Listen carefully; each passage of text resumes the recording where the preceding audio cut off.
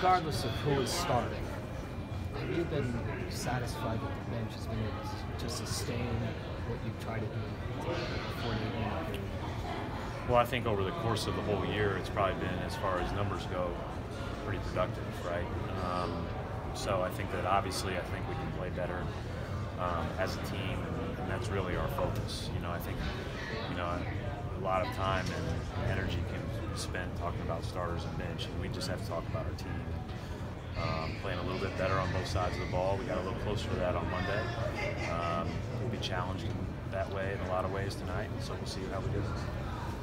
Coach, when you see a team switch their starting lineup as much as the Knicks have done, and then maybe in terms of that, their offensive principles can change slightly from night to night, how do you scout a team like that? Well, I wasn't all that surprised last night. I kind of wondered if they would do that with how the Orlando first quarter went and how they then came back with those guys. And I just think, the one thing is I don't think coaches, sometimes you don't worry as much about who's starting. You just worry more about how can they play well and how can they play better. I thought the Knicks played great last night, and barring just a couple of free throws going in or a layup here or there, and Portland not making all those tough shots, they win the game. And so they played great, and we're going to have to be good tonight. Brad, Rozier and Brown both showed signs of kind of coming out, slump Monday. Did you like what you saw out of them? And yeah, I thought they played pretty well. I think that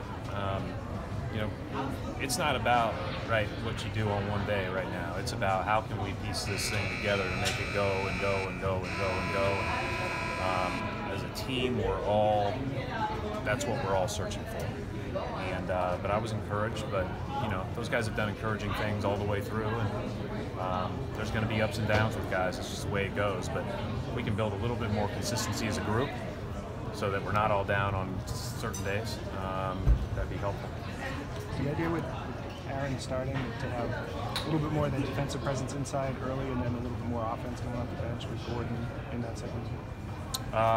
There's a lot of factors that go into those calls. If you looked at our rankings right now, you would say, why would you start a defender with the first group? Because the first group's guarding great, the second group's guarding great. But I think it allows guys to play on offense in their more natural positions, and there's a comfort level to that. And as we continue to be more, as we continue to try to grow and get to the best version of ourselves, we're going to have to be able to play both ways. We're going to have to be able to play small. We're going to have to be able to play big. But maybe guys can find a little bit more of a flow to that. Is the closing lineup still kind of a feel, eye test thing for you, or do you have a general idea going into each game if you're winning, losing, close games? Usually a feel. Coach, what have you seen that's taken to Martin Jr.'s abilities to the next level this season? You started to see that towards the end of his time in Atlanta, and I think that his talent, work ethic, and opportunity is not a surprise.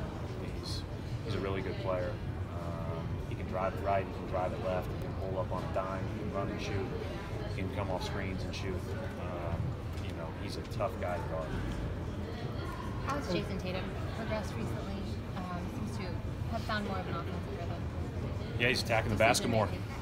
If he attacks the basket, I think that the more that we can get him attacking the basket, the more threat of going to the free throw line, the more threat of drawing multiple defenders for kickouts. And I just think that opens up everything for everybody. He's such a talented offensive guy. That's a huge thing for us as a team. As you know, we haven't been great in the paint, and we certainly haven't gotten to the line.